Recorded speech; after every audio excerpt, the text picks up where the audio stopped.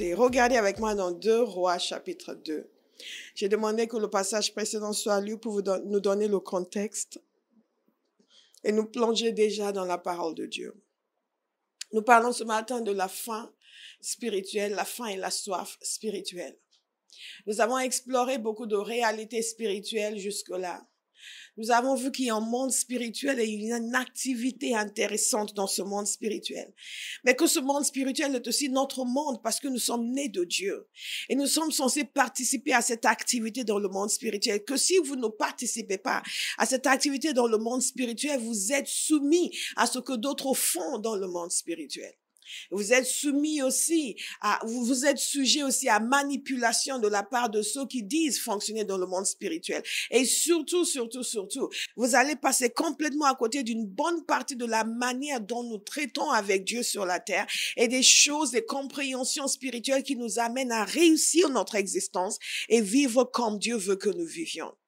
Makendobo sote. Mais pour vivre ces réalités spirituelles, il y a une chose qui est aussi elle-même une réalité spirituelle qui nous est nécessaire. C'est la faim et la soif spirituelle. Et je dis spirituelle pourquoi? Parce que lorsque nous parlons de faim et de soif, nous avons tout de suite une image en tête. Mais comme je vous ai déjà expliqué, j'ai expliqué à ceux qui étaient à la prière l'autre matin à la prière ou le samedi matin, Dieu seul sait, que lorsque vous mangez tous les jours, vous ne prenez pas conscience du fait qu'en fait, la nourriture alimente votre corps. Vous le savez, mais vous ne prenez pas vraiment conscience. Mais lorsque vous ne mangez pas, au bout d'un moment, vous comprenez à quel point la nourriture est importante.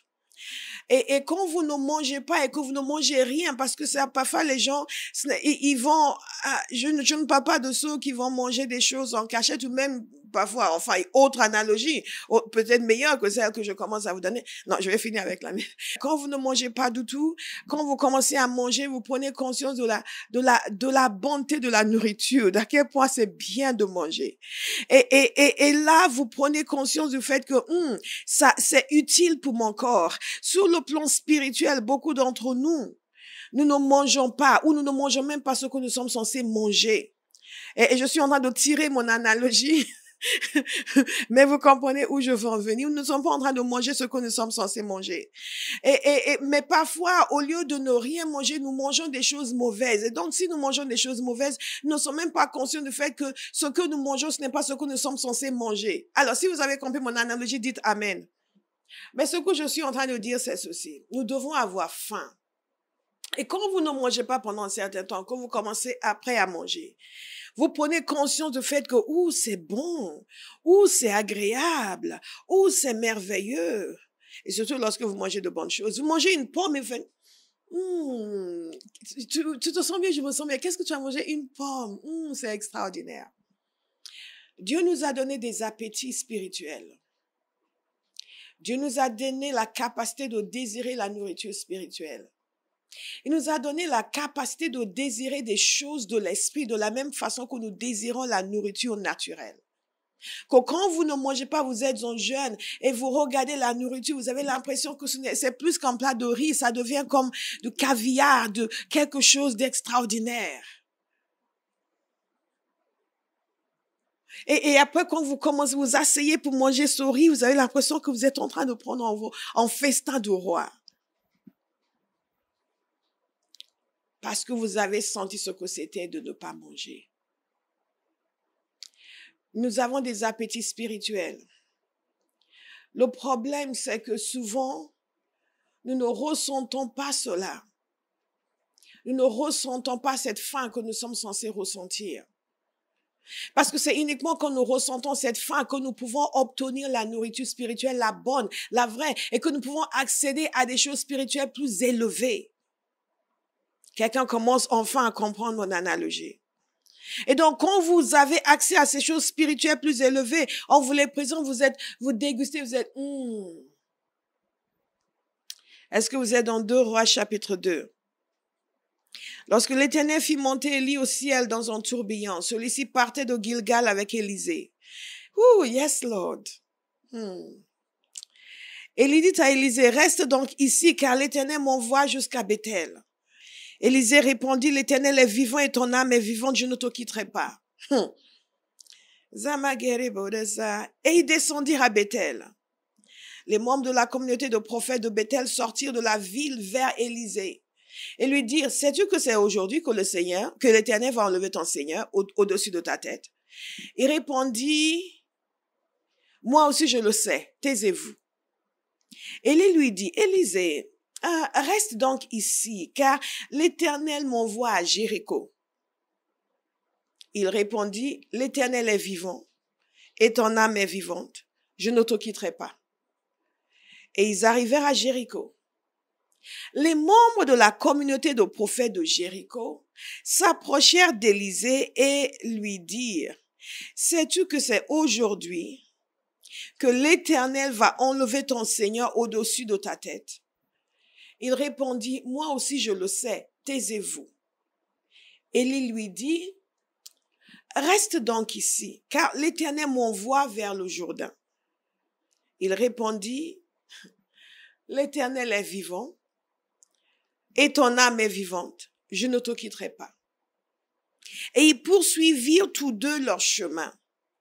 Il y eut 50 membres de la communauté de prophètes qui vinrent se poster face à eux deux à une certaine distance, tandis qu'eux-mêmes s'arrêtaient au bord du Jourdain.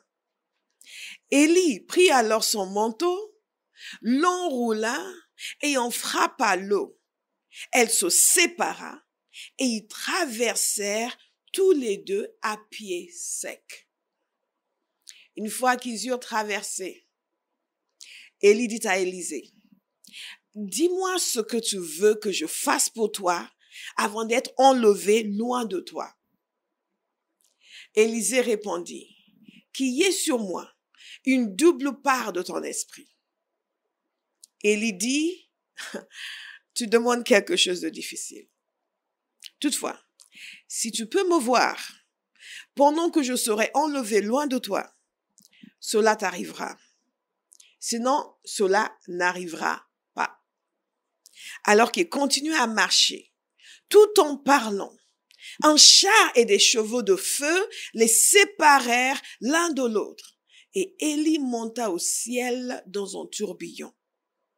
Élisée regardait tout en criant, mon père, char et cavalerie d'Israël. Puis il ne le vit plus. Il prit alors ses habits et les déchira en deux. Il ramassa aussi le manteau qu'Élie avait laissé tomber et repartit. Il s'arrêta sur la rive du Jourdain, prit le manteau qu'Élie avait laissé tomber, en frappa l'eau et dit, où est l'Éternel, le Dieu d'Élie? Lorsqu'il frappa l'eau, elle se sépara aussi et il put traverser. Les membres de la communauté de prophètes de Jéricho le virent d'en face et dirent, l'esprit d'Élie repose sur Élisée. Ils allèrent à sa rencontre et se prosternèrent jusqu'à terre devant lui. Ils lui dirent, il y avait tes serviteurs 50 hommes vaillants. Veux-tu qu'ils aillent à la recherche de ton Seigneur? Peut-être que l'Esprit de l'Éternel l'a emporté, l'a conduit sur une montagne ou dans une vallée. Il répondit, ne les envoyez pas. Mais ils insistèrent tant, et si bien qu'il dit, envoyez-les. Ils envoyaient les 50 hommes qui cherchaient Élie pendant 3 jours sans le trouver. Lorsqu'ils furent de retour vers Élisée qui était à Jéricho, il leur dit, ne vous avais-je pas dit de ne pas y aller? Alléluia. Nous voyons ici l'histoire d'un homme qui avait faim, qui avait soif, qui avait une faim spirituelle. L'histoire d'un homme qui désirait quelque chose de plus que ce qu'il avait. Et il le désirait de façon ardente. Quand on parle de faim spirituelle, on parle d'un désir ardent pour Dieu et pour plus de choses de Dieu.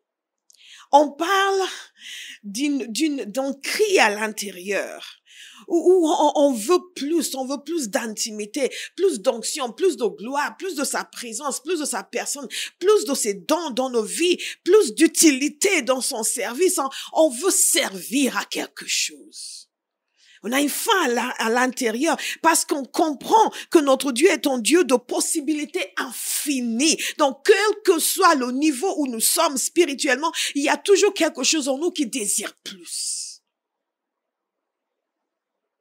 Vous venez de faire une réunion extraordinaire. Vous avez prophétisé, vous avez béni les vies. Et vous rentrez chez vous, vous ne pouvez que pleurer, more Lord. Plus Seigneur. Plus Seigneur. Plus au point où les nations vont reconnaître ta gloire, au point où ma génération va savoir qu'il n'y a aucun autre nom qui a été donné par lequel nous pouvons être sauvés, sinon le nom de Jésus. La soif, Zamaka, de manifester la gloire de Dieu sur la terre. Lorsque nous parlons de faim et de soif spirituelle, nous parlons de ce besoin conscient pour Dieu, de cette insatisfaction avec le statu quo. Nous sommes trop facilement satisfaits, trop facilement contentés de choses qui ne sont même pas au niveau où nous devrions être. Nous recevons, nous prions 1 heure, nous sommes fiers de nous. Ah, moi j'ai prié 1 heure. Toi, tu pries combien de temps? Moi j'ai prié 1 heure. Nous sommes fiers de nous, mais il y a plus. Je prie aujourd'hui que quelqu'un saisisse le fait qu'il y a plus. Et parce que les gens ne sentent pas qu'il y a plus, ils n'ont pas d'empressement dans la maison de Dieu. Ils viennent au culte en traînant des pieds. Ils viennent en retard. Ils se connectent en ligne en retard. Ça, c'est vraiment le comble. Le comble de l'absence de sérieux. Et ils traînent des pieds et ils sont là pendant la louange. Il faut les égayer pour qu'ils louent le Seigneur parce qu'ils n'ont pas de faim. Aikana sonta. Quelqu'un va dire que je sois affamé, Seigneur. Que je sois affamé, Seigneur. Que je sois affamé, Seigneur. Affamé. Makenda, pour Dieu, pour les choses de Dieu. Pour la gloire de Dieu. Pour tout ce que Dieu veut. Pour les réalités spirituelles. Akenda sota. Capacité de voir en esprit. D'entendre. Est utile à Dieu. Je dois être affamé. Magere manazaboroche. Élisée était affamé. Il voulait être utilisé par Dieu. Il était affamé. Nous avons des appétits spirituels qui sont endormis, qui ne sont pas réveillés. Parce que nous consommons en permanence des choses mauvaises. Et donc, nous n'avons pas d'appétit pour les choses bonnes. C'est ce que je vous disais, quand vous faites un jeûne, quand vous avez vraiment faim, après vous mangez une pomme, vous avez l'impression d'être allé au ciel. Alors qu'avant, vous ne vouliez pas de pommes, vous ne vouliez que du chocolat, vous ne vouliez que des burgers mal faits, vous ne vouliez que des chips avec beaucoup de gras. Et là, le fait que la faim est venue dans votre vie, vous avez eu faim, vous mangez une pomme, que c'est bon. Même les épinards vous font plaisir. Que Dieu nous donne la faim. Quand nous avons spirituellement faim, nous pouvons discerner entre ce qui est bon, ce qui est mauvais. Quand nous avons spirituellement faim, il y a des messages que nous n'allons plus écouter. Et les chrétiens écoutent n'importe quoi. Tant que la personne a un peu de charisme et peut les égayer. Ils écoutent n'importe quoi. Quand nous avons spirituellement faim, il y a des choses qui ne vont plus nous convenir. Élie avait faim. Un appétit pour Dieu, un appétit pour la parole, un appétit pour la prière. Et Esdras a dit qu'il avait résolu de se consacrer à l'étude de la parole. Quelqu'un va demander la faim, que je sois affamé de ta parole, que je sois assoiffé. L'apôtre Paul avait cette faim. Il connaissait tellement le Seigneur, il a eu des visions, il fonctionnait dans les réalités spirituelles, mais à chaque fois, il voulait plus encore. Mon but, c'est de le connaître. Mon but, c'est de le connaître. Quel est votre but? Il avait cette faim de connaître le Seigneur, de saisir ce pour lequel Christ l'a saisi. Il vivait pour ça. Pas pas pour la maison qui peut être détruite par un tremblement de terre, et pas pour un poste que tu peux perdre lors du coronavirus, comme l'a si bien dit ma fille. C'est Maregabo Chodedeza. Combien de gens aux États-Unis ont perdu leur emploi, même ici en France, et qui étaient fiers avant. Et nous continuons à courir derrière les choses qui n'ont pas de valeur éternelle. Parce que nous n'avons pas faim et soif. Que quelqu'un dise que je sois affamé. Karamane Sabodoche. Comment se fait-il qu'un homme né d'une femme comme vous est capable de sentir les choses de Dieu au point où il dit ceci, mon âme est rongée par le désir qui la porte constamment vers tes lois. Ah!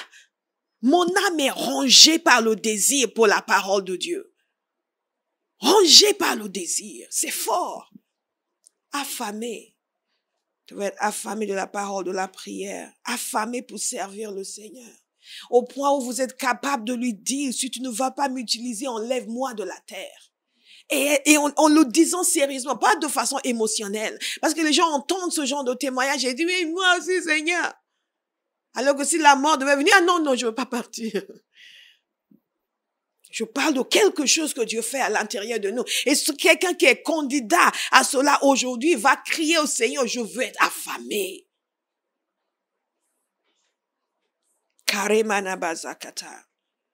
Comment peut-on parler avec Dieu face à face? Comment peut-on entendre la voix de Dieu? Comment peut-on être utilisé par Dieu pour faire des miracles extraordinaires comme Moïse a été et qu'il ait encore cette faim dans son âme et qu'il se tienne encore là? Tout le peuple était en bas. Lui seul était pas avec Dieu. Mais le seul qui était avec Dieu était celui qui voulait encore plus.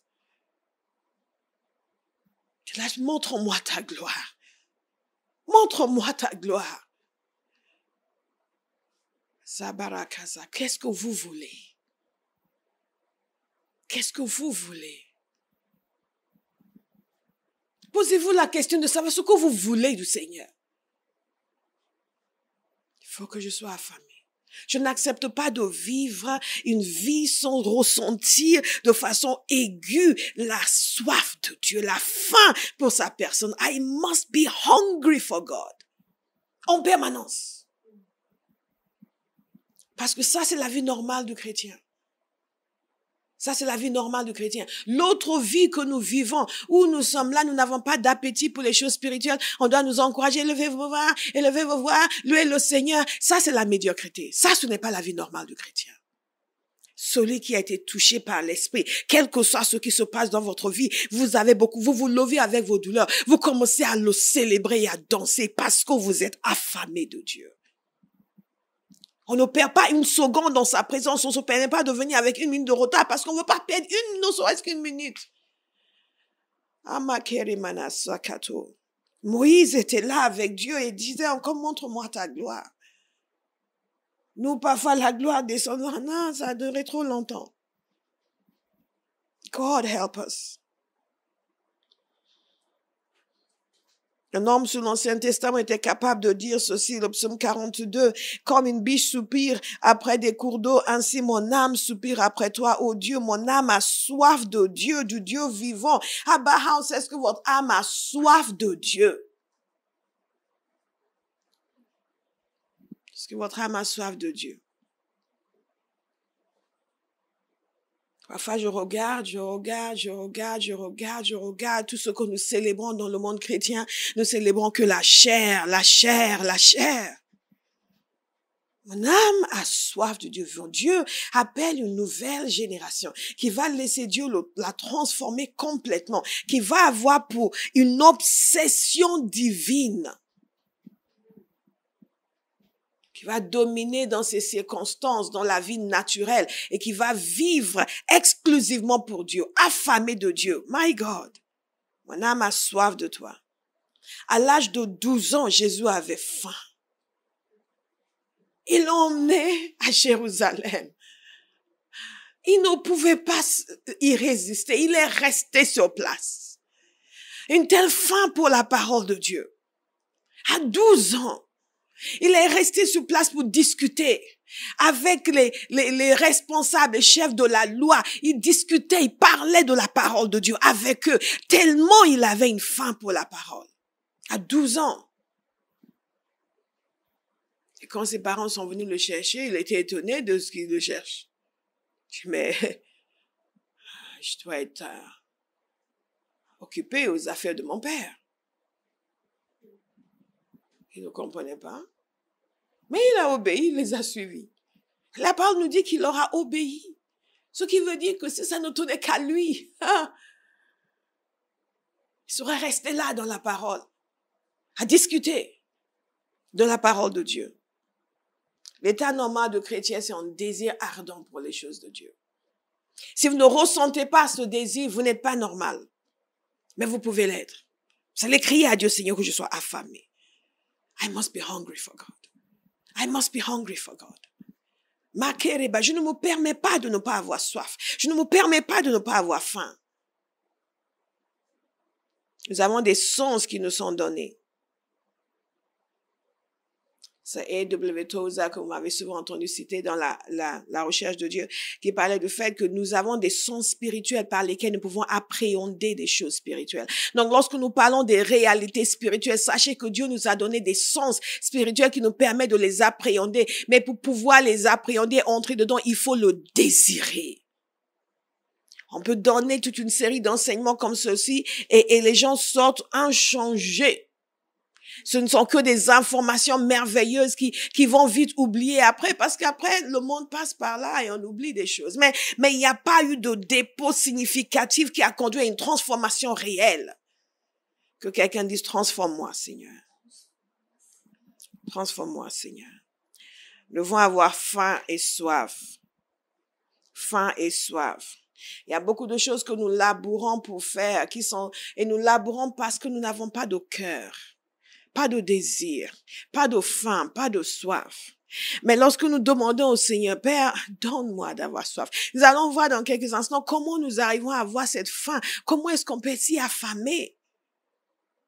Affamé pour voir le réveil, affamé pour voir la gloire de Dieu dans ma génération. Affamé au point où je suis seule dans ma maison et je crie à Dieu. Je touche la France. Vous ne pouvez pas vivre trop satisfait des choses qui ne satisfont pas. Il y a constamment cette situation où Dieu vous comble, il vous remplit, vous êtes rempli, vous débordez, mais en même temps, il y a toujours une faim. Lorsque vous avez faim et soif de choses spirituelles, c'est la preuve que vous n'êtes ni dominé par la chair, ni dominé par le diable. Parce que l'angle d'attaque du diable, c'est toujours de dominer sur tout ce qui peut être un appétit spirituel dans votre vie. Appétit pour la parole, appétit pour la prière, appétit pour Dieu, appétit pour les choses de Dieu. Il va tuer ces appétits de telle sorte qu'il peut vous arriver à faire ce qu'il veut et il peut vous empêcher de faire ce que Dieu veut. Un homme qui a faim de Dieu, rien ne peut l'empêcher de faire ce que Dieu veut. Parce qu'il a fait, il a pris fait et cause. Les choses de Dieu sont devenues ses choses. Il y a un moment où il n'y a plus de séparation entre la volonté de Dieu et votre volonté. Parce que la volonté de Dieu devient la vôtre. Dieu veut que les nations soient sauvées. Vous aussi, vous voulez que les nations soient sauvées parce que vous êtes affamés de voir la gloire de Dieu dans les nations. Donc, ce n'est pas une contrainte de prier pour les nations. Ce n'est pas une obligation de gagner les gens. Ce n'est pas une obligation de travailler sur les sites pour que les gens puissent connaître le Seigneur. Il y a quelque chose en vous qui vous pousse parce que vous êtes affamés pour voir la gloire de Dieu dans votre génération et voir des multitudes venir au pied de la croix et dont vous poussez et dans la prière en esprit, d'accord, sa déclaration prophétique, d'accord, c'est bercassé, tout ce qu'il faut parce que vous êtes un avec Dieu dans ses désirs et sa volonté. Un appétit spirituel. Que quelqu'un dise que je sois affamé, Seigneur. Que je sois affamé, Seigneur. Que je sois affamé, Seigneur. Magere manazaka. Mandede. Regardez Élisée. Nous avons lu dans 1 Roi 19 que c'est très intéressant ce que je vais y revenir. C'est très intéressant ce qui s'est passé parce que Élisée est allé jeter son manteau sur lui. Vous vous souvenez? Vous avez certainement écouté quand Béa lisait. Si vous n'avez pas écouté, vous avez raté une partie des versets. Élie, après sa grande victoire, était là dans une situation difficile parce que Jézabel commençait à le menacer. Un esprit d'intimidation est venu sur lui et il a fui et il s'est plaint devant le Seigneur. Le Seigneur, par toute une série de miracles, l'a fait faire un long voyage à pied et il est arrivé se cacher dans une grotte et Dieu a eu une conversation avec lui. Élie disait, j'ai déployé mon zèle pour l'Éternel, le Dieu de l'univers. Eh oui, les Israélites ont abandonné ton alliance, ils ont démoli tes autels et ils ont tué tes prophètes. Et je suis le seul qui soit resté. Karibaba côté. Dieu lui dit ceci, vas-y, poursuis ton chemin dans le désert, verset 15, jusqu'à Damas. Une fois arrivé là-bas, tu consacreras par onction Hazaël comme roi de Syrie, te consacrera aussi par onction Jéhu, le petit-fils de Nimshi, comme roi d'Israël. Il te consacrera par onction Élisée, le fils de Shaphat, d'Abel Méthola, comme prophète à ta place. Donc Dieu a choisi Élisée. Je ne peux m'empêcher de dire que si Dieu a choisi l'Élisée, c'est parce qu'il voyait que déjà ce garçon avait un cœur pour Dieu. Il avait une faim pour Dieu. Souvent, nous voulons être nommés alors que nous n'avons pas de cœur pour les choses de Dieu. Nous voulons un titre alors que nous n'avons pas de désir pour les choses de Dieu. Nous nous demandons pourquoi un tel a été pris et pas nous-mêmes alors que Dieu a vu nos cœurs. Il sait que nous n'avons que de l'ambition. Nous n'avons pas de cœur. Mais Élisée avait un cœur. Regardez ce qu'il a fait. Makoro monozeketai.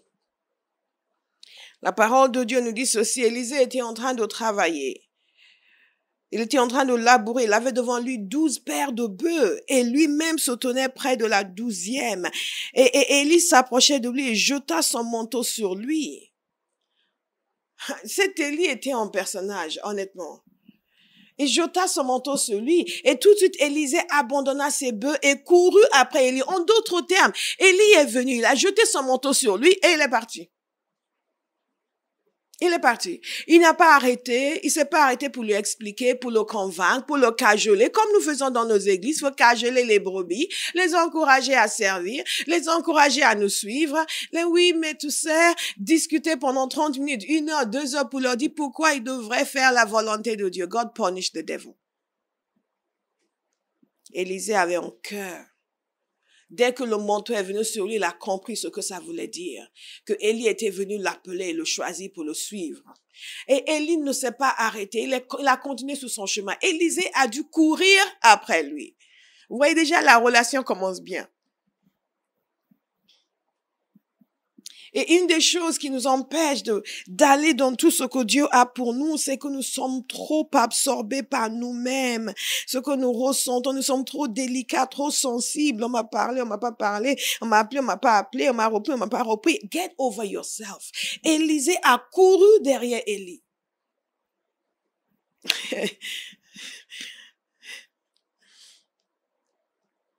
Il dit, laisse-moi embrasser mon père et ma mère et je te suivrai. Il lui dit, vas-y, reviens. Pense en effet à ce que je t'ai fait.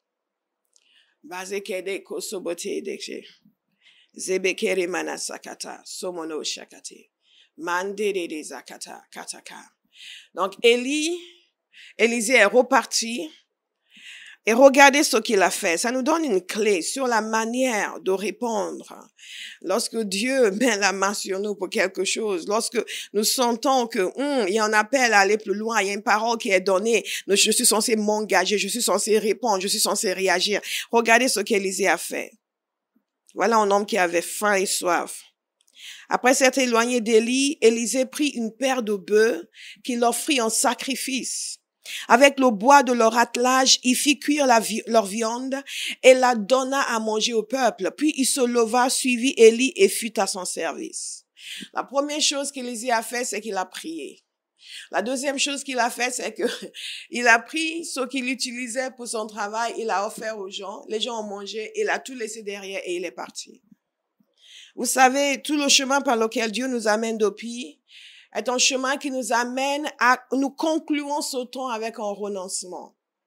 Vous ne pouvez pas suivre Dieu si vous n'avez pas renoncé à quoi que ce soit. Je vous le dis en continu. Il a décidé de renoncer à sa vie passée et de suivre Élie. Et vous savez, vers la fin, vous vous souvenez de ce que Élie lui a fait? On aurait pensé qu'un homme qui a fait tout ça, et à partir de ce moment-là, il servait Élie. Il le servait au point où, à un moment donné, lorsque les rois avaient besoin d'un prophète, quelqu'un a dit, ah, il y a Élisée qui versait de l'eau sur la main d'Élie. En d'autres termes, qui était son serviteur. C'est comme ça qu'il était connu. Il n'était pas connu comme son copasteur, ni comme son associé. Il était connu comme son serviteur.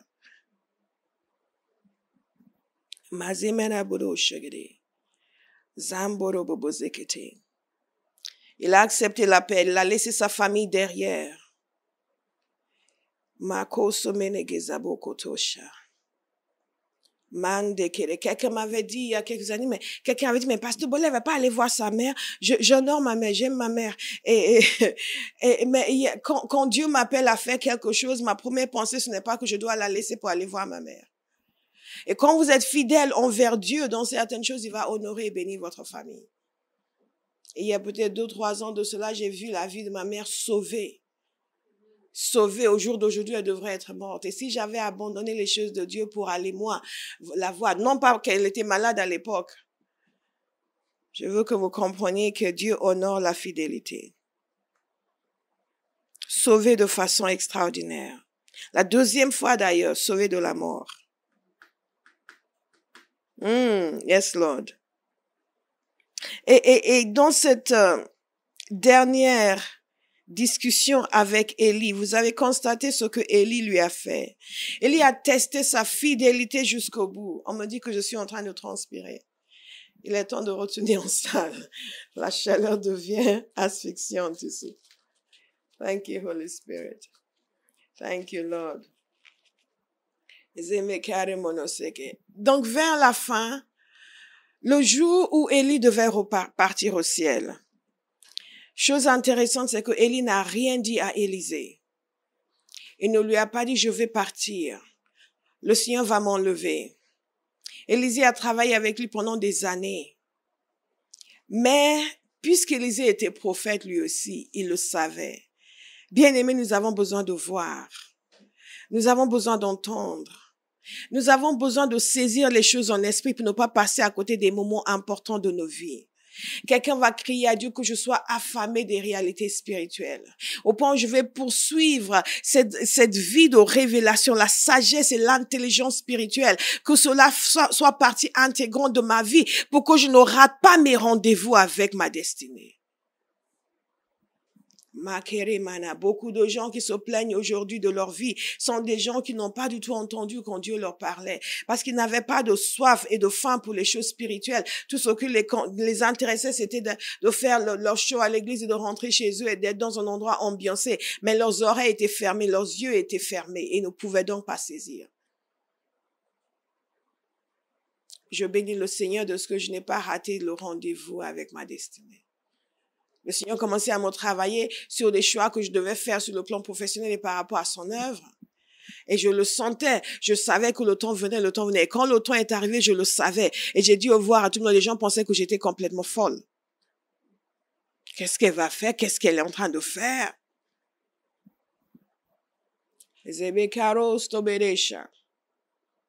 Quand vous êtes spirituellement affamé, Dieu va vous permettre de saisir des réalités spirituelles.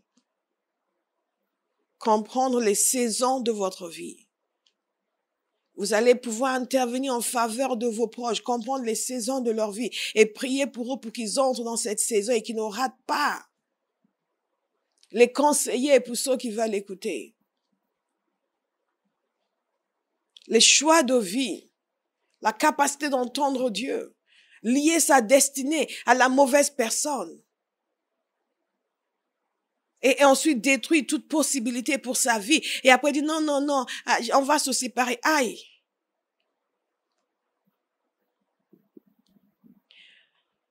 Dites, Seigneur, que je sois affamé. Dites que je sois affamé.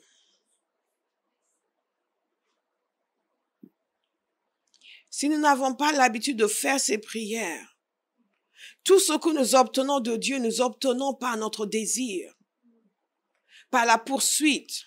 Si vous n'êtes pas affamé pour les réalités spirituelles, vous n'allez jamais les vivre.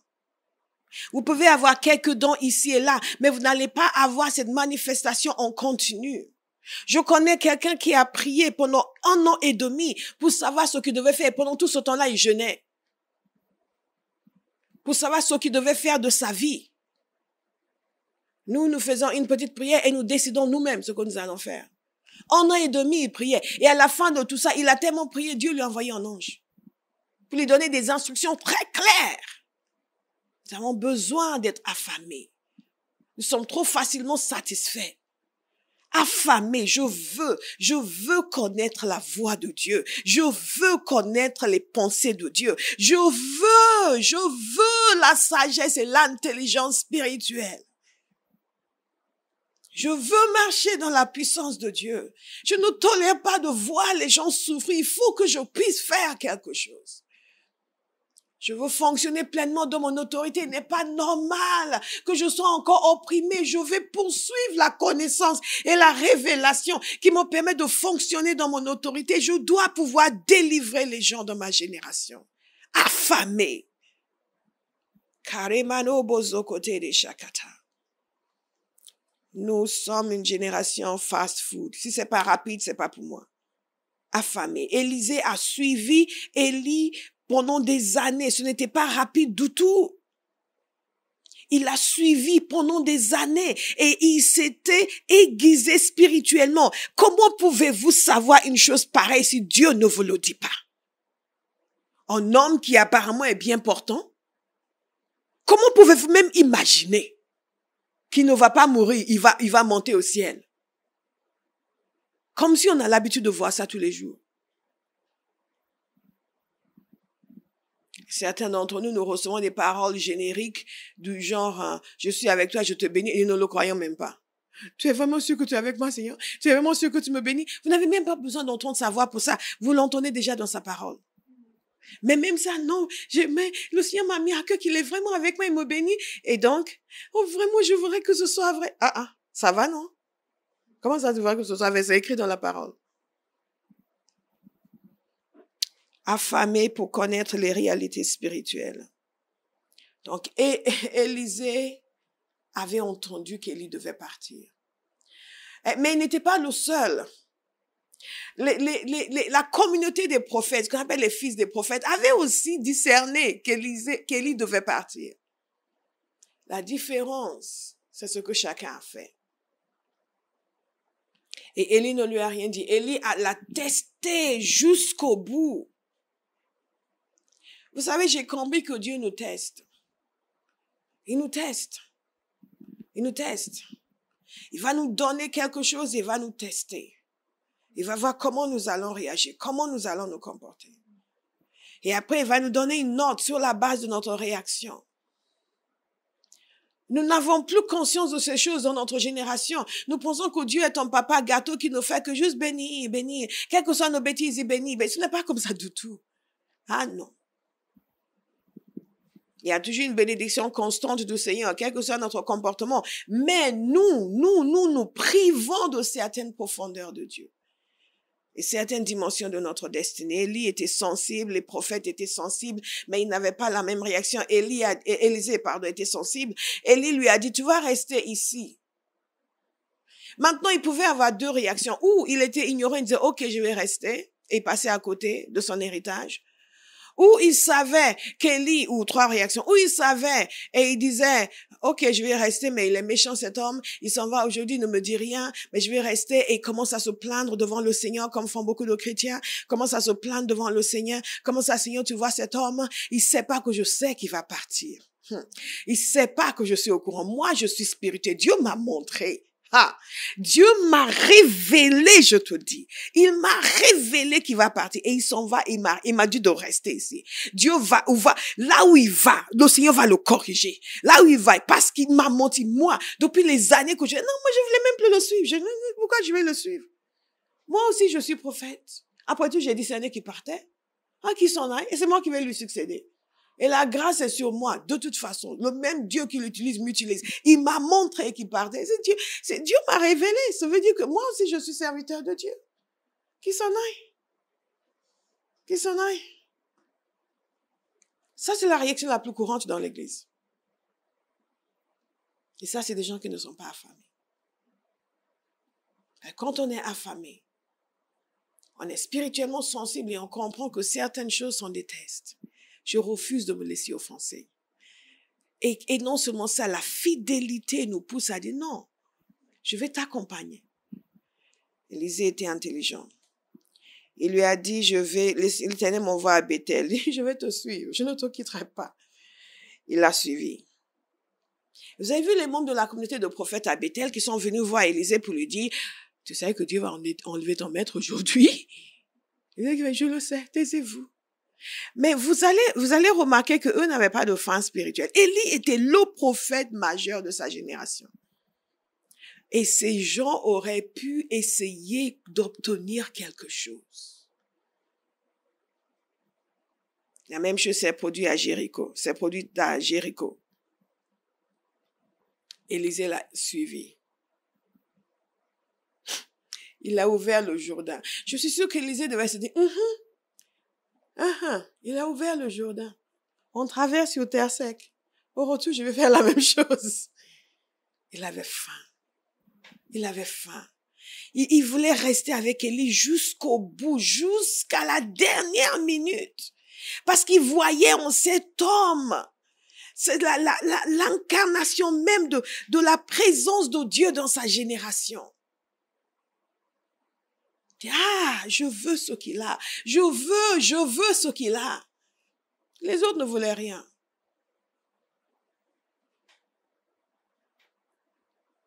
Et j'imagine qu'au moment où ils ont traversé, il a dit, c'est pour ça que je le suis. Soyons émerveillés. Et finalement, lorsqu'ils ont traversé le Jourdain, Élie finit par dire, ok, ce garçon, on va lui donner quelque chose. Si nous n'avons pas assez faim, nous allons arrêter sur le chemin. Nous allons dire, ça fait des années que nous prions pour le réveil, nous ne l'avons pas vu, on va s'arrêter. Jusqu'à mon dernier souffle, je vais prier pour le réveil. Jusqu'à mon dernier souffle, je vais prier pour un embrasement dans cette nation et dans les nations du monde. Je ne conçois pas la vie autrement. Vous savez, Élisée, je disais à Béa, hier, il y a une expression en anglais, he burnt his bridges. Il a enlevé toute possibilité de retour en arrière. Un homme qui a faim et soif ne se donne pas la possibilité de faire autre chose, de vivre différemment, que de vivre pleinement en Dieu et dans les choses de Dieu. Il n'y a pas d'autre, il n'y a pas d'alternative. Élisée, le bois de l'attelage, il l'a utilisé. Les bœufs, il les a utilisés. Il les a utilisés. Et il s'est dit, je ne reviens plus ici, c'est fini. Je ne reviens plus devenir agriculteur, c'est fini. Kamene Soboda Shagade. Pas beaucoup d'entre nous, nous avons encore une porte ouverte vers le passé. La vie que nous menions auparavant. Et donc, il a demandé. Et il pouvait demander non seulement parce qu'il avait faim, mais parce qu'il avait rempli les conditions. C'est un peu comme ce réveil sur l'île de Lewis, dont je vous parle souvent. Ce jeune homme qui s'était agenouillé, qui a commencé à crier. Mais est-ce que nos mains sont pures? Est-ce que nos cœurs sont propres? Qui peut monter sur la montagne de l'Éternel? Celui qui a des mains pures. Zamaka, comment est-ce que nous pouvons prier pour le réveil si nous-mêmes nous ne sommes pas en phase avec Dieu? Et la puissance de Dieu est tombée sur lui et ça a déclenché le réveil. Nous commencions, nous, ici à Bauhaus, à prier pour rebâtir sur les ruines, dans cette nation, dans les nations, conformément à la parole de Dieu et à la parole qu'il m'avait donnée au début de cette œuvre par un prophète. Et le Seigneur nous a arrêtés pour dire, vous-même, comment pouvez-vous rebâtir des ruines alors que vous en avez causé? Ce qui nous a poussés dans un temps de repentance. Nous devons, il y a quelque chose qui nous qualifie pour ce que nous voulons obtenir de Dieu. Le premier pas, c'est cette faim et cette soif, et aussi l'obéissance à tout ce que Dieu nous demande. Et c'est ce que Élisée a fait. Il a suivi Élie jusqu'au bout. Et là, enfin, Élie lui dit, qu'est-ce que tu veux? Qu'est-ce que tu veux que je fasse pour toi avant d'être enlevé loin de toi? Alors qu'il ne lui avait même pas dit qu'il allait être enlevé. Oh, il faut que j'accélère parce que j'ai quelques histoires à vous raconter. Et donc, Élie a dit, je veux une double part de ton esprit. Et jusqu'au bout, il fallait qu'il suive, qu'il soit fidèle. Et finalement, il a obtenu. Il a obtenu pourquoi? Il a obtenu parce qu'il a persévéré. Il a obtenu parce qu'il avait soif, il voulait, il désirait, il insistait. Je vais vous lire l'histoire d'un homme qui avait soif. Je vous ai déjà lu cette histoire, mais la répétition est salutaire. Je vous ai expliqué comment D.L. Moody faisait son ministère tranquillement et prêchait la parole. Il avait une certaine réussite, un certain succès. Et il y a 2 femmes qui ont estimé qu'il lui manquait quelque chose dans son ministère. Elles lui ont dit qu'elles allaient prier pour lui. Elle a dit, non, venez, on va prier ensemble. Et il dit quelque chose. Je veux que quelqu'un comprenne aujourd'hui que Dieu peut faire naître une faim à l'intérieur de vous si vous ne l'avez pas.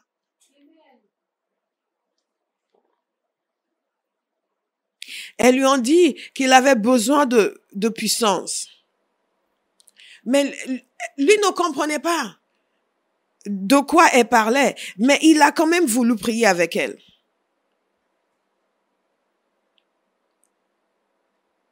Il nous a dit ceci, je vous lis à partir du Feu de Dieu, mon livre Le Feu de Dieu.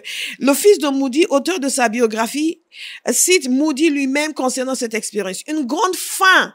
Notez cela. Et si vous avez le livre, soulignez-le, c'est la page 88. Une grande faim est venue dans mon âme. Je ne savais pas ce que c'était. J'ai commencé à crier comme je n'avais jamais fait auparavant. J'avais vraiment le sentiment que je ne voulais plus vivre si je ne pouvais avoir cette puissance pour le service. Une grande faim est venue dans mon âme. Il ne l'avait pas avant. Mais la grande faim est venue. Une grande faim est venue. Est-ce que je peux le prophétiser sur quelqu'un aujourd'hui? Une grande faim vient. Une grande faim vient. Celui qui veut va dire un amen tonitruant. Une grande faim vient. Une grande faim vient dans votre âme. Une grande faim vient dans votre âme. Au nom de Jésus. Nous ne devons pas vivre autrement. Une grande faim est venue dans mon âme. Il y a un homme qui avait une grande faim. Je vous en parlais hier, donc je vais pouvoir aller rapidement. C'est William J. Seymour. Cet homme qui en 1906, Dieu a utilisé pour déclencher le réveil pentecôtiste. Vous ne le savez peut-être pas, certains d'entre vous. Vous êtes nés de nouveau après, puis vous avez commencé à prier en langue, mais vous ne savez pas qu'il y a des gens qui, au début du XXe siècle, étaient en train de crier à Dieu pour le baptême dans le Saint-Esprit, qui se disaient, qui ont vu dans la parole de Dieu que ça, c'était une expérience qui était différente de la nouvelle naissance et voulaient cela. Et un homme, Charles Parham, était celui qui avait été comme un précurseur dans ce domaine. Il a fondé une école biblique, puis ils ont prié au début du siècle, juste en entrant dans le XXe siècle. Une femme, Agnes Osman, a reçu le baptême dans le Saint-Esprit. Elle a commencé à prier en langue. Ça a fait, la nouvelle s'est répandue. Beaucoup de gens étaient baptisés dans l'Esprit. Parham voyageait ici et là. Après, il a commencé une école biblique à Houston. Et il y a un homme qui est allé dans cette école biblique. Cet homme s'appelle William J. Seymour. Mais William J. Seymour, il est allé parce qu'il prêchait pour une de ses amies qui était pasteur, Lucy Farrow, je crois bien, Lucy Farrow. Elle était pasteur d'une église, elle l'avait invitée, il prêchait pour elle. Et c'est à travers elle qu'il a entendu parler du baptême dans le Saint-Esprit. Choisissez bien vos fréquentations. À travers elle qu'il en a entendu parler. Et lui, il avait ce désir. Elle l'a convaincu pour qu'il aille dans cette école biblique. Mais il y avait la loi Jim Crow aux États-Unis, la loi de la ségrégation. En noir et en blanc ne veut pas s'asseoir ensemble. Les noirs et les blancs ne peuvent pas suivre les cours ensemble. C'était interdit. Et donc, il ne pouvait pas être assis avec les autres dans cette école parce que c'était des blancs. Il fallait qu'ils soient dans le couloir. Donc, il s'était assis dans le couloir pour ne pas être assis avec eux, mais il pouvait entendre à travers la fenêtre et la porte ce qui était enseigné à l'intérieur. Il avait une telle faim de Dieu. Et même Charles Parham, qui apparemment, parce que j'ai fait encore plus de recherches sur lui, apparemment lui-même n'était pas en faveur du mélange des noirs et des blancs. Et Charles Parham, mais il était tellement touché par la faim de cet homme. Remarquez-le. Il était tellement touché par sa faim, son désir, son amour pour la parole de Dieu, pour les choses de Dieu, qu'il a accepté qu'il vienne. Et pour respecter la loi, il lui a permis de s'asseoir dans le couloir. Et vous savez, William J. Seymour a été profondément touché, mais il n'a pas reçu le baptême dans le Saint-Esprit. Mais il était convaincu que c'était une réalité pour aujourd'hui. Et il avait une faim et une soif, il a commencé à prier. Et il priait, et il priait, et il priait. Et John G. Lake, dans son livre sur la faim spirituelle, a parlé de William J. Seymour, que William Seymour lui a dit qu'il a commencé à prier 5 heures par jour pour une action puissante de Dieu. Et il priait, et il priait, et il a senti l'Esprit de Dieu lui communiquer le fait qu'il fallait prier plus. Donc, il s'est mis à prier 7 heures par jour pendant 1 an et demi. 7 heures par jour. Abba House, pendant 1 an et demi. Compagnie Théophile, pendant 1 an et demi. 7 heures par jour. Pour tous ceux qui pensent que prier 1 heure par jour est excessive, réveillez-vous. Réveillez-vous. Réveillez-vous. Pendant 1 an et demi, 7 heures par jour, il demandait une action puissante du Saint-Esprit. Il demandait une action puissante du Saint-Esprit. Après, il a été invité à Los Angeles. Il est allé à Los Angeles. Los Angeles, il devait prêcher dans une église. Il cherchait un nouveau pasteur, donc il est arrivé là-bas, il a commencé à prêcher, il a commencé à enseigner sur le baptême dans le Saint-Esprit. Et vite, la dame qui avait fondé l'église, elle n'a pas du tout aimé sa doctrine parce que c'était des holiness Methodists, les méthodistes axés sur la holiness. Et ils lui ont barré la porte de l'église. Ils ne pouvaient plus y entrer. Mais il y a des gens chez qui il vivait qui ont eu pitié de lui, qui lui ont permis de commencer ses réunions dans leur maison. Et il a commencé ses réunions. Et dans ces réunions, tout ce qu'ils cherchaient, c'était à être remplis du Saint-Esprit. Ils avaient faim. Les gens venaient, ils priaient, ils s'attendaient devant le Seigneur. Ils priaient. Je ne vais pas vous raconter toute l'histoire, mais jusqu'à ce que la puissance de Dieu s'est manifestée. Un homme, Edward Lee, était le premier à être baptisé dans le Saint-Esprit. Wow. L'homme a demandé à William Seymour, qui lui-même n'était pas baptisé dans le Saint-Esprit, de prier pour lui. Parce que lui aussi, il avait faim. Mais il avait besoin de guérison. Donc, il a demandé la prière pour la guérison. William Seymour allait prier pour lui. Mais il a dû aussi de prier pour le baptême dans le Saint-Esprit parce qu'il l'a fait en rêve. Et dans son rêve, il avait reçu le baptême dans le Saint-Esprit. William Seymour a prié pour lui. À peine 3 fois, paf, il était baptisé dans le Saint-Esprit. Le premier à Los Angeles. Après, ils sont retournés dans la maison. Il a donné son témoignage. Une femme qui était là aussi a dit, elle aussi, elle a reçu. Et paf, ça a commencé. Et les gens sont venus de partout, Il y avait tellement de monde qu'ils ont même cassé la véranda s'est écroulée. Donc, il restait de l'autre côté de la rue et les gens venaient de partout pour entendre ce message et recevoir. Finalement, ils ont dû chercher en local. Hey, ça, c'est le résultat de la faim spirituelle. Quand cet homme priait affamé pour voir une action de Dieu, pour être touché par Dieu lui-même, il n'imaginait pas ce que Dieu voulait faire. Je prie que Dieu lève des hommes et des femmes visionnaires à Abba House, qui sont capables de recevoir cette faim de Dieu et rester affamés et prier ce qu'il faut et prier comme il faut et prier le temps qu'il faut et se donner à fond pour que Dieu nous utilise dans notre génération. Karimanabozoko tabarashekata. Lengarabazokote garesakatata. Lendaba, que Dieu fasse naître une faim extraordinaire dans le cœur de quelqu'un aujourd'hui. Une faim, une soif pour voir un réveil extraordinaire dans notre génération. Ils ont pris une salle, un bâtiment, un endroit vraiment qui ne payait pas de mine.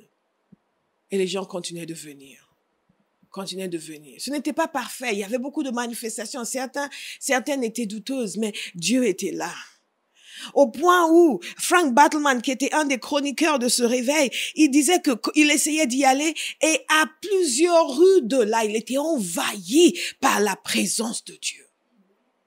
La présence de Dieu dans cet endroit couvrait toutes les rues aux alentours. Et il demandait au Seigneur de lui permettre de se tenir debout pour pouvoir arriver jusqu'à la réunion. Il faisait des réunions 24 heures sur 24. Magere Manazodo Shekata. Mais le plus extraordinaire dans tout ça, c'est que les gens sont venus du monde entier. Partout où vous allez dans le monde d'aujourd'hui, vous allez trouver une église pentecôtiste ou évangélique, comme disent les francophones, qui ne font pas la distinction, ou charismatique, ou les jours. Vous allez trouver des chrétiens qui prient en langue, qui connaissent le baptême dans le Saint-Esprit. Ce n'était pas le cas.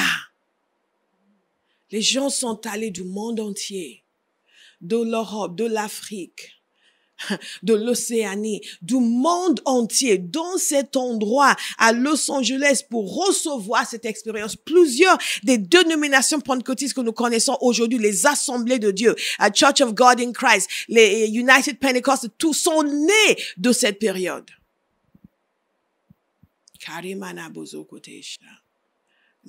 Les Assemblées de Dieu, que vous connaissez certainement. Cet homme, Dieu a choisi de l'utiliser lui. Il avait demandé à son ancien professeur Charles Parham de venir. Lui-même faisait des réunions ici et là. Mais Charles Parham a raté quelque chose parce qu'il n'avait pas reconnu la grandeur de ce que Dieu était en train de préparer. Peut-être que parce que c'était un petit homme noir, il n'imaginait pas. Et quand il est venu, finalement, quand il a fini par venir, ils se sont pas mis d'accord parce qu'ils n'étaient pas en faveur de voir tout ce mélange. Les gens se mélangeaient. Personne ne pensait à la ségrégation raciale. Les gens venaient de partout, noirs, blancs, chinois, japonais, les gens venaient du monde entier. Tous étaient ensemble à une période où c'était bizarre pour les gens. Et cet homme, William J. Seymour, John G. Lake dit de lui que c'est de tous les hommes qu'il connaissait, c'était l'homme qui était le plus proche de Dieu. Affamé.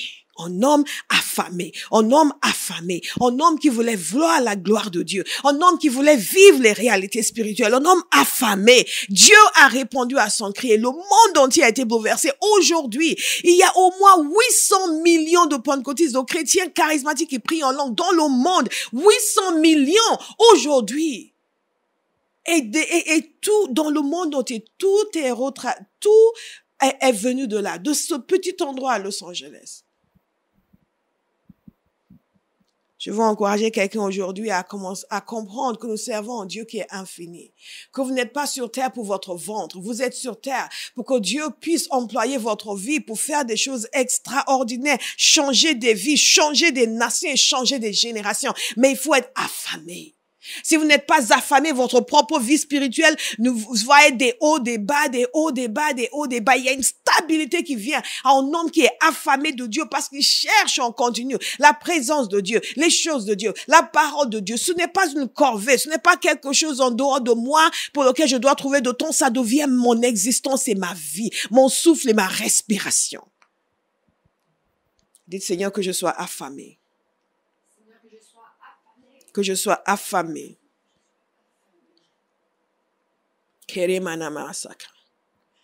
Et c'est la première clé réellement pour vivre cette faim et cette soif spirituelle. La première clé, c'est la prière.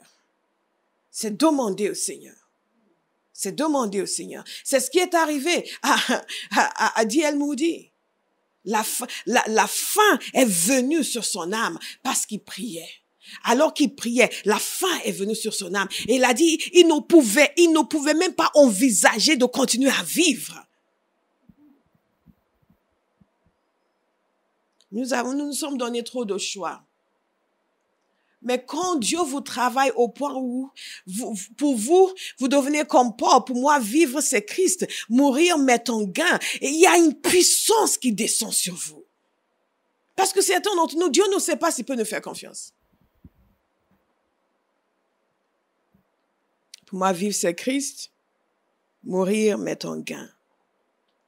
Comment est-ce que nous développons cette faim et cette soif? Nous développons cette faim par ce que j'appelle l'association. Avec qui est-ce que nous nous associons? C'est comme lorsque vous êtes dans un endroit où les gens fument. Quand vous partez de là, vous sentez la fumée. N'est-ce pas? Quelque chose vient sur vous. Et ce n'est pas le parfum de Christ. L'association. L'association peut être à travers les livres que vous lisez. Il y a des livres que je lis qui mettent le feu en moi. Il y a des livres que je lis, je me mets par genoux, je commence à pleurer.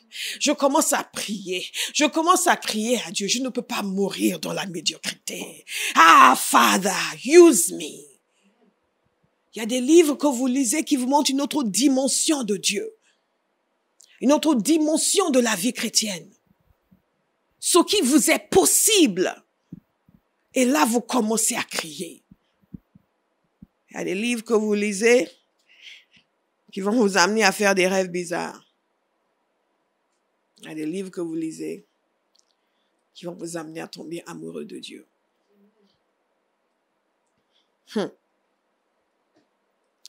Zemakaramana Shokata.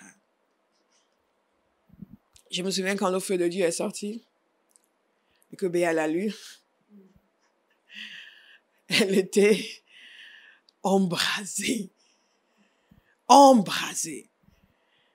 Karamana Stobere Shakata. L'association. Les personnes avec qui vous vous associez. Les gens que vous côtoyez. L'église où vous êtes. Ce qui est sur les gens autour de vous viendra sur vous. Élisée a suivi Élie. Il a vu des choses et son appétit a grandi. Il avait entendu parler du mont Carmel, il avait entendu parler des prophètes de Baal, il avait entendu parler du feu descendu du ciel. Mais après, il a vu Élie en action. Il a vu Élie humilier le roi Akab. Aller lui annoncer la parole du Seigneur et la fin qui lui serait réservée. Il a vu le roi Akab s'humilier devant Dieu. Il a vu Élie humilier le roi Ahazias. Il a vu les 100 soldats qui ont été envoyés et qui ont reçu le jugement. Quand Élie a prononcé, si je suis serviteur de Dieu, descends, si je suis un serviteur de Dieu, le feu va descendre et te consumer, toi et tes hommes. 50. Et ensuite, le roi envoie encore 50. Même chose. Et la troisième fois, le capitaine de 50 est venu voir Élie pour dire, homme de Dieu, miséricorde. Élisée a vu tout cela, il a dit, ouh, il y a plus que ce que j'ai. Je veux plus. Il y a plus que ce que j'ai. Une des choses qui me dérange, c'est quand les chrétiens se contentent de raconter des réveils avec beaucoup de plaisir. Mais vous voyez qu'il n'y a aucun désir en eux. Je dis, mais ils sont juste fiers de pouvoir vous le raconter. L'association. Élisée, en suivant Élie partout, a entendu des choses, a vu des choses. Et il a dit, je ne vais pas rester médiocre. Je ne vais pas rester petit. Je ne vais pas rester insignifiant dans ma marche avec Dieu. Je ne vais pas rester juste quelqu'un qui assiste au culte et qui sert un peu dans l'église. Il faut que je vive les réalités spirituelles. Il faut que je connaisse Dieu. Il faut que mon âme soupire après Dieu. Il faut que l'éveil de la nuit, je médite sur lui de façon purement naturelle. Et pas je dois m'efforcer parce que je suis chrétien et je dois penser à Dieu. Il faut que mes sens spirituels soient aiguisés. Il faut que j'ai un appétit, non pas pour le fast-food et la malbouffe, mais un appétit pour les légumes de l'Éternel et les plats extraordinaires de l'Éternel. Samaragado Shogadesa. Je vais vous lire ou paraphraser quelque chose que John G. Lake a donné comme son témoignage. J'insiste encore sur l'importance de nos associations. Les gens avec qui nous nous associons, les autorités spirituelles auxquelles nous nous soumettons. On ne va pas juste dans un, j'aime bien telle église parce que j'aime bien la musique. Mais ce n'est pas la musique qui est importante. C'est quel esprit, comment est-ce qu'il fonctionne, qu'est-ce qui est sur ce serviteur. C'est ce qui va venir sur toi. Makando Boros Sabadish. Non, moi, j'aime le Seigneur, mais tous mes amis, ils sont chrétiens, mais bon, ils sont très charnels, mais bon, on s'aime. Tu ne pourras pas être en feu, entouré de gens charnels. Il faut même te trouver étrange. J'ai eu des amis par le passé, quand j'étais une jeune fille, qui me trouvaient étrange. Parce que j'avais une telle faim de Dieu. J'aimais la parole, j'aimais les livres chrétiens, j'aimais lire, j'aimais prier. Oh, you're always... Du genre, elle abuse. Non. J'étais normale, elles étaient anormales. Dites à quelqu'un, deviens normal. Je vous ai parlé de John G. Lake et son ministère de guérison. C'est un homme qui a été puissamment utilisé aussi sur le continent africain, en Afrique du Sud. Et Hashimakate. Thank you, Lord. C'est une histoire que je pourrais vous raconter, mais ce sera pour une autre fois. Et lui-même était un homme d'affaires. Il réussissait brillamment. Il était excellent comme homme d'affaires. Très, très fortuné. Et très, très sûr de lui-même. Même après sa conversion, il n'avait pas tellement d'engouement pour les choses de Dieu. Il aimait le Seigneur sans plus, comme beaucoup d'entre nous. Mais regardez son témoignage. Il dit ceci. J'étais dans la maison de Fred Bosworth un soir, avant même que Fred ne commence à prêcher l'évangile, et j'écoutais Lillian Tissuwaite parler de Dieu, qui était la belle-sœur de Charles Parham, parler de Dieu et de son amour, sa grâce et sa puissance pour la sanctification, et ce en quoi constituait la vraie sainteté. Ce n'étaient pas ses arguments logiques qui m'ont impressionné, c'était elle-même. C'était la sainteté divine qui sortait de son âme. C'était l'esprit vivant de Dieu qui sortait de la vie de cette femme. J'étais assise au fond de la pièce, aussi éloignée que je pouvais être. J'étais quelqu'un de sûr de moi-même qui réussissait bien dans le monde, prospère dans tout ce que je faisais. Et j'avais tout ce qui accompagnait une vie réussie. Mais cette nuit-là, mon cœur est devenu tellement affamé que je suis tombée à genoux. Et les gens qui étaient présents vous diront qu'ils n'avaient jamais entendu quelqu'un prier comme j'ai prié ce jour-là. Elle a dit, je suis devenue tellement affamée que quelqu'un espère que je devienne affamée. Que je devienne affamée. Bosworth, son hôte, a dit longtemps après, Lake, ça c'est un événement de ta vie dont je me souviendrai pour toujours. Cette nuit-là, tu as prié dans ma maison.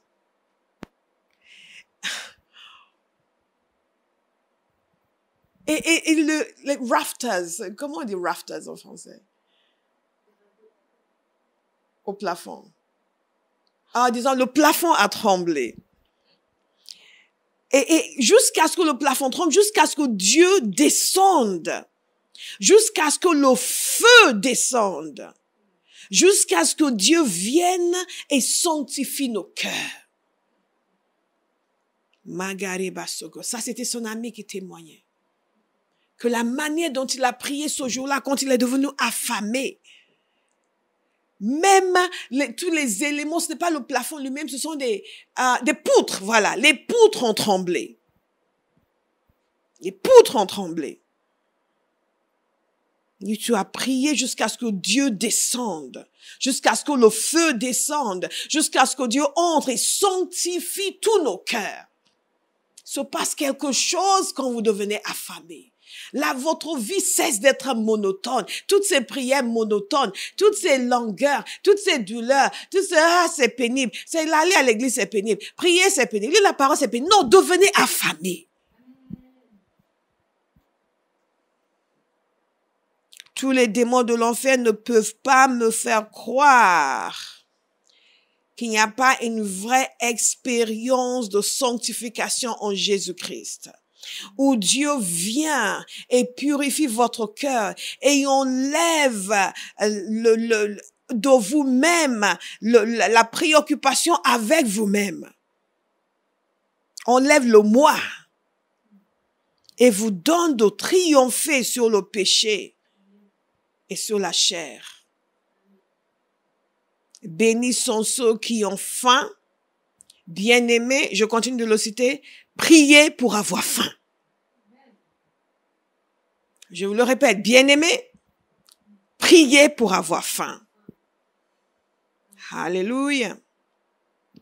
J'invite quelqu'un à décider de prier pour avoir faim. Priez pour avoir faim. Priez pour avoir faim. Nous devenons affamés en méditant la parole. C'est ce qui est arrivé à Smith Wigglesworth. Je vous ai partagé aussi son histoire. Je vais voir si je peux vous lire un passage court. Je veux être affamé.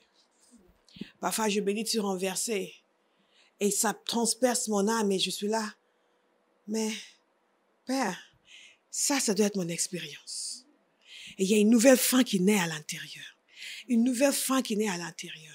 Et quand vous êtes affamé, vous commencez à prier. Vous ne savez que quand vous commencez.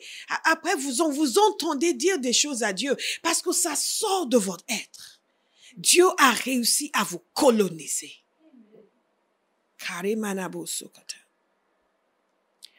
J'ai un chapitre sur la faim et la soif de Dieu.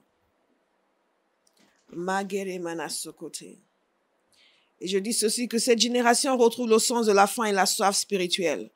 Que nous soyons comme Smith Wigglesworth. Contrairement à D.L. Moody, Smith Wigglesworth avait déjà fait une expérience fulgurante avec le Saint-Esprit. Il voyait des guérisons, des miracles et des conversions. Pour quelqu'un qui va dire, oui, mais moi je vois déjà des miracles et des conversions, mais j'ai plus besoin d'être affamé. Écoutez ceci. Mais 14 ans plus tard, en lisant les actes des apôtres, il s'est interrogé sur sa propre expérience chrétienne, même s'il voyait déjà Dieu à l'œuvre et qu'il avait une bonne communion avec le Seigneur. Il voyait tout ce qui devait se produire à la suite du baptême du Saint-Esprit et de feu. Et il constatait qu'il était en deçà. Il voulait plus. Il avait faim et soif. Pendant 3 mois, il a cherché inlassablement. Il a écrit ceci dans son témoignage: le désir grandissait de plus en plus au plus profond de mon âme.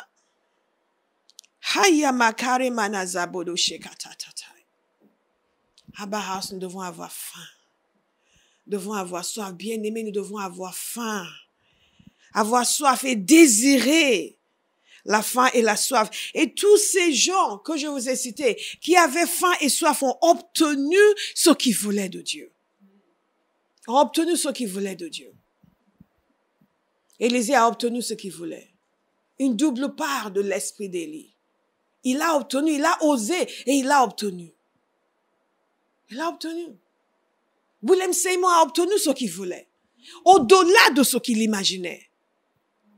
Dans ce contexte racial si défavorable à des gens comme lui, Dieu n'avait que faire de leur ségrégation.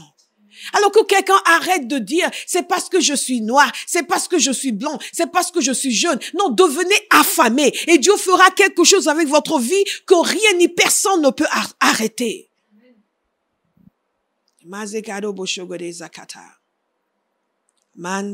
Oh Père, une nouvelle génération suscite dans cette nation, suscite à Abba House, des hommes et des femmes qui ont faim.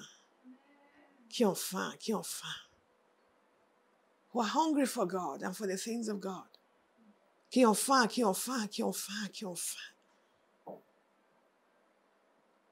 Qui veulent plus.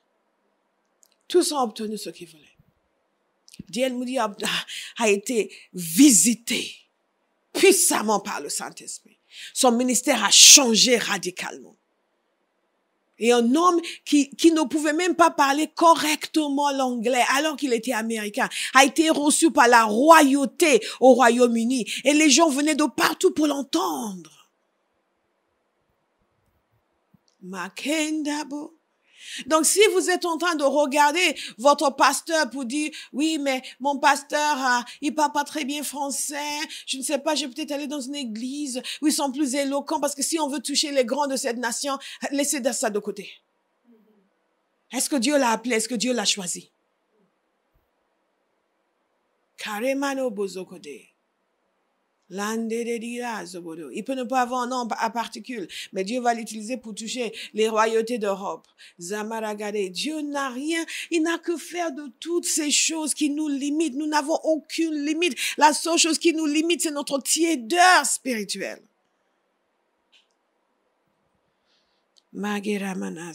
Parfois, j'explique aux gens que, en fait, si tu n'as pas fait ça, ce n'est pas parce que tu es méchant, c'est parce que tu n'as pas de cœur pour la chose. Les gens veulent m'expliquer qu'ils sont pas méchants. Ils sont pas méchants. Ils veulent m'expliquer. Non, voilà, c'est à cause de telle, ce n'est pas à cause de telle situation ou telle circonstance. C'est que tu n'as pas le cœur. Si tu avais le cœur, rien ne pourra t'arrêter.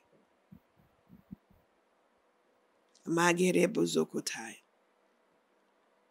Et au lieu d'aller crier pour dire, Seigneur, donne-moi le cœur. Il veut continuer. Non, c'est pas ça. C'est vraiment que non.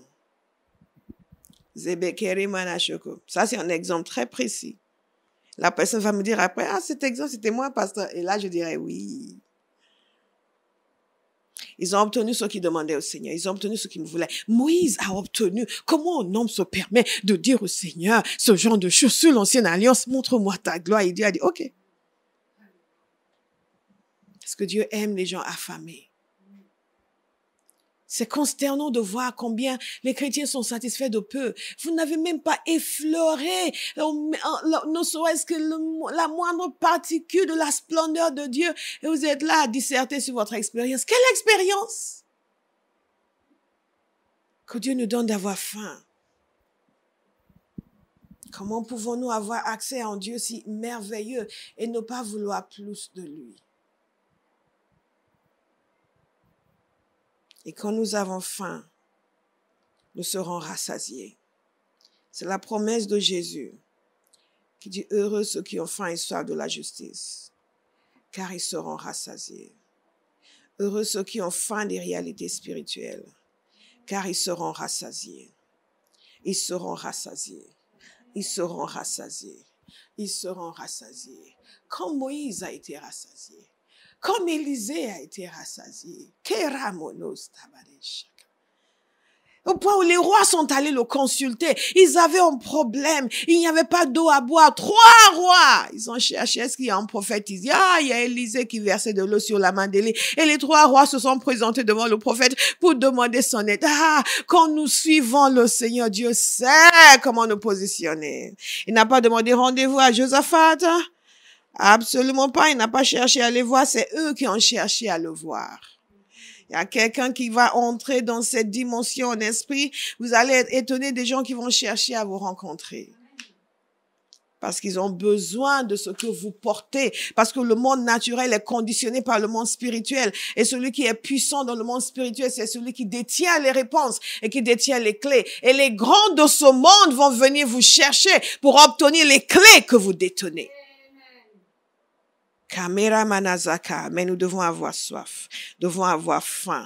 Dieu doit savoir que nous sommes des gens à qui il peut confier sa puissance, il peut confier une certaine dimension de fonctionnement sur la terre, la connaissance, la sagesse, à qui il peut dire des choses, comme il a dit à Élisée. Certains d'entre nous, si Dieu nous avait dit cela, on se serait vexé contre le serviteur de Dieu. Oui, Élie, tu me dis que tu vas à Bethel, mensonge. Je ne t'ai jamais manqué de respect, mais vraiment, comment tu peux me dire une chose pareille? Un peu de révélation et nous devenons contestataires. Un peu de prophétie et nous devenons l'égal de serviteurs de Dieu. Un peu de prière, quelqu'un est guéri et personne ne peut plus nous parler. Personne ne peut nous parler, personne ne peut nous instruire, personne ne peut nous diriger et nous passons à côté parce que nous ne sommes pas affamés pour savoir qu'il y a plus que le peu que nous avons expérimenté.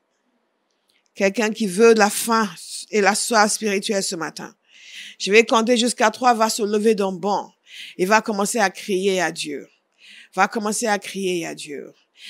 John G. Lake nous a donné le conseil. Il est bien aimé prier pour avoir faim. 1, 2,